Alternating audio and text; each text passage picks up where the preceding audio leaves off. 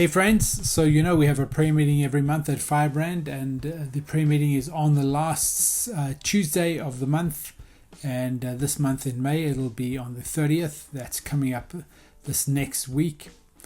And I want to do something a little bit special. You might remember on Sunday I spoke about these two terms that Daniel chapter 7 uses for two members of the Godhead. For the Father, it uses this term called the Ancient of Days.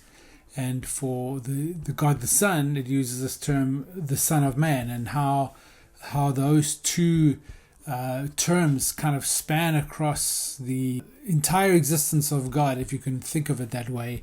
The most exalted term, the Ancient of Days, the humblest term, the Son of Man, and how those two come together. Now, I want to focus a bit on that on Tuesday night at prayer, because what I want us to be doing is really practicing and engaging in some healthy spiritual warfare. Engaging with God on God's terms, on His plan for this planet.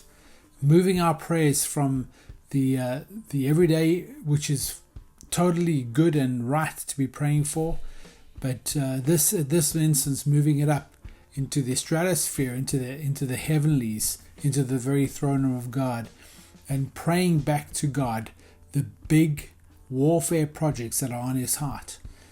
We know that God has authority. Jesus has all authority already.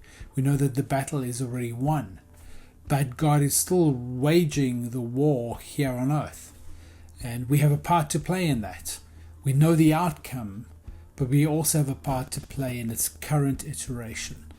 And I want to be focusing in a little bit on that on Tuesday and showing us a few tactics on how to pray, how to see where the enemy is involved, how to engage appropriately without putting ourselves in a position of too much pride or arrogance, but putting ourselves directly in line with the will of God and praying that into existence.